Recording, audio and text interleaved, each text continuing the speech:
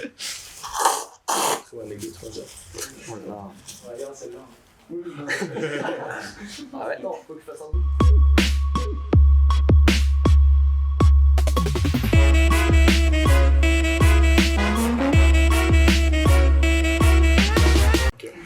Parfait.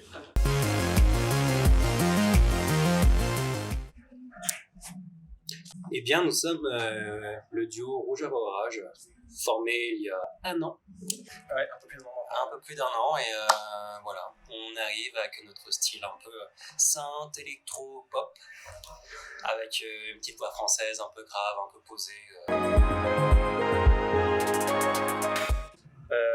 Alors ça, on a une histoire pour ça. Ah, on a une vraie C'est histoire. historien. Ouais. On n'a pas besoin on n'a pas en inventer une. Non.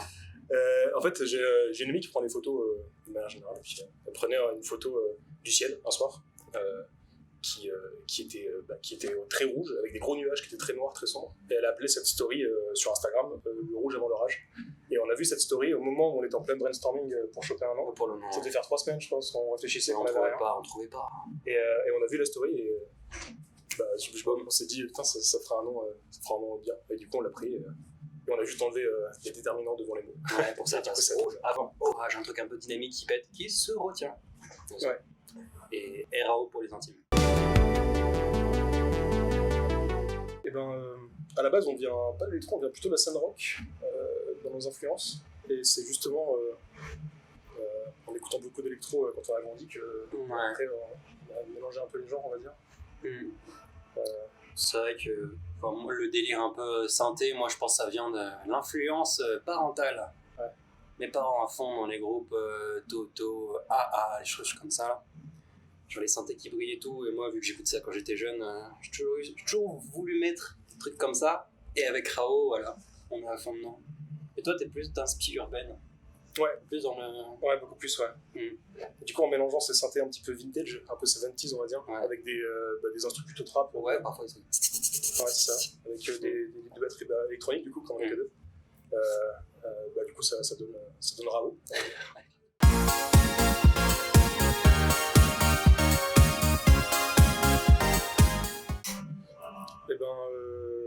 Cyclonérique, c'est un EP qu'on a fait entièrement chez nous, dans notre coloc. En fait, c'est le fruit de longues heures pendant le Covid, où on était à l'enfermé, hein, donc on composait. Et en fait, cet EP, c'est vrai que ça fait que 1 an qu'on existe, mais finalement, on a déjà 7 morceaux, 2 singles et 7 EP de 5 titres. Mais parce que c'était réfléchi pendant le Covid, et du coup, on les a sortis rapidement, quoi. Et les influences, c'était, du coup, ça tourne beaucoup autour de la mélancolie, avec des sons avec un petit peu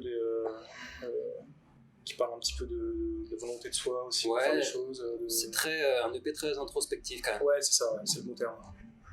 Et du coup, maintenant qu'on a sorti cet EP, maintenant qu'on a sorti ce qu'on avait sur le cœur, dans cette première EP, on va pouvoir passer aux choses sérieuses, entre guillemets, avec les prochains titres qui sortiront, qui seront a priori plus puissants. Plus puissants, plus punchy, avec des bons riffs au synthé, des trucs qui font sauter les gens, comme on a pu voir ici ce soir, que la foule aimait bien. Certaines chansons. On a pu valider certains titres ce soir.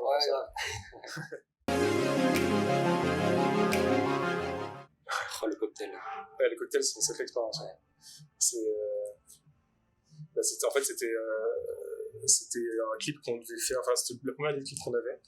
Et en fait, on a rencontré, malgré le Covid, finalement, ça nous a permis aussi de rencontrer plein de gens, paradoxalement. Et en fait, des voisins, surtout. Et en fait, on avait notre voisine de palier qui était la réalisatrice du clip, notre voisine d'en face qui était l'assistante réelle. Et en fait, on a formé une petite équipe comme ça et on a réussi à faire ça dans notre salon, du coup. Initialement, on devait faire ça en extérieur. Oui, j'avais oublié ça, ouais. En extérieur, mais au dernier moment, on n'a plus les droits. On n'a plus le droit de tourner en extérieur et un jour avant le clip, on n'avait plus de lieu. C'est ça. Et du coup, il y a Dora Loul, notre réalisatrice, qui dit bon, les gars, on va faire ça chez vous. Ok. Et qu'est-ce qu'on a fait pour faire un truc? On a sorti combien de couvertures de survie? Je sais pas, je pense qu'on a dévalisé des gâteaux. On a acheté plein de couvertures de survie. Plein de couvertures de survie. On a dit au plafond, au mur, sur les vitres et tout. Et du coup, ça a donné une ambiance assez particulière. C'est un super décor dans le salon, quoi. Et du coup, c'est des super souvenirs On a bien fêté ça dedans après. Ouais. Et puis du coup ce clip là c'était du coup le premier clip, le premier visuel artistique fort qu'on voulait, avec du coup voilà ce visuel un petit peu androgyne qu'on retrouve même sur nos make-up actuellement pour le live, qu'on aime bien. Et du coup dans ce clip là c'était cette première tentative. Et après le deuxième clip, Tout brille, qu'on a tourné cet été du coup,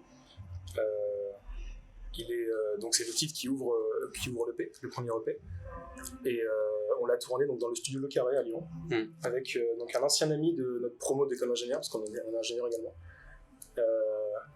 qui s'est reconverti dans le cinéma et qui nous a ensuite recontacté et qui a voulu réaliser ce clip avec nous.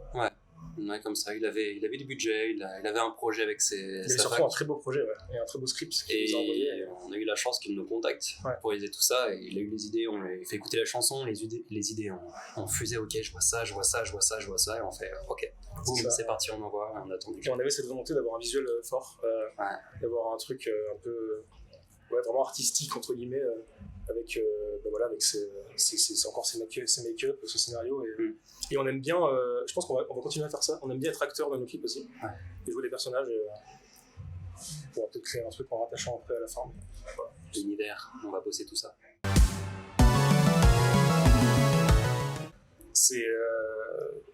On est lyonnais que depuis peu, mais on connaît le festival depuis bien avant d'être lyonnais. C'est vrai, avant quand on était à Grenoble, on entendait souvent parler des 24 heures de l'INSA. Ça résonne quand même dans toute la région, les 24 heures de l'INSA. Et il y a des gens grenoblois qui viennent ici, des gens même d'un peu partout de France, qui peuvent venir ici. Et le festival étudiant, vu qu'on est passé par là, même ingénieur aussi, on sait ce que c'est, les étudiants en festival, un public motivé et qui a de l'envie, de l'ambition et qui est prêt à tout péter. Et voilà. Et du coup, quand on joue devant eux, ils sont fous.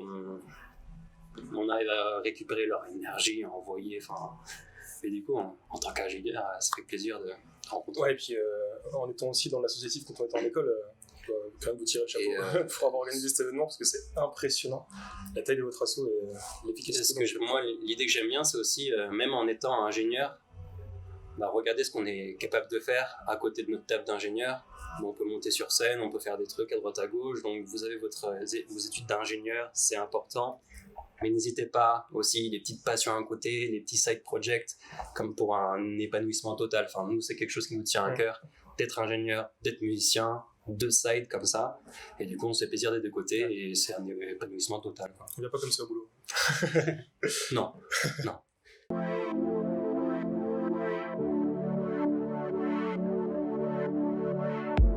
Vous connaissez le principe du facteur 1000, on passe de 5 à 5000 personnes. Et voilà, on était en plein dedans. On a joué devant, je sais pas, il y avait 5 jurys. Mais il y avait le jury, il y avait les autres groupes aussi. Ouais, il y avait les autres groupes aussi. Un petit public quand même, mais bon.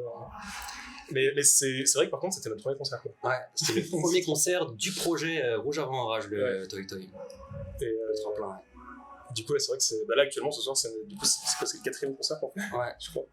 Donc, le step-up, il est vraiment. On fait 5 personnes après 50, et après 3000.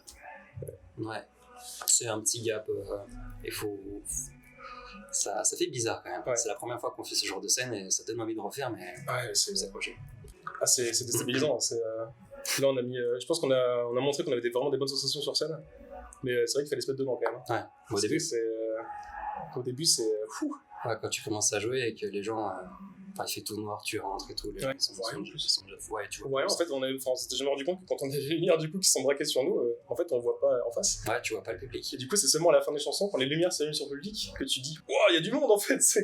Du coup, ça permet d'avoir quand même sa petite bulle après sur la scène. Et puis...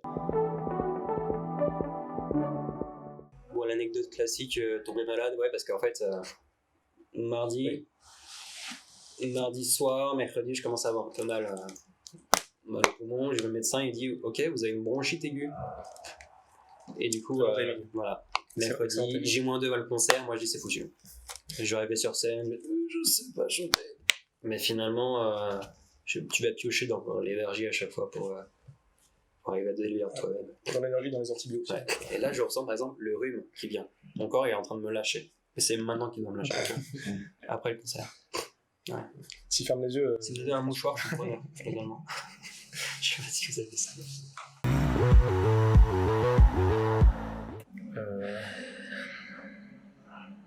Des beaux projets, des belles rencontres aussi. On aimerait bien refaire ce genre de scène. Ouais, des concerts comme ce soir. Ouais. Nous, on fait ça pour ça. Ouais. La musique, le projet et tout, c'est pour faire du live. Pour faire du live et pour voir des gens qui s'ambiancent. Ouais.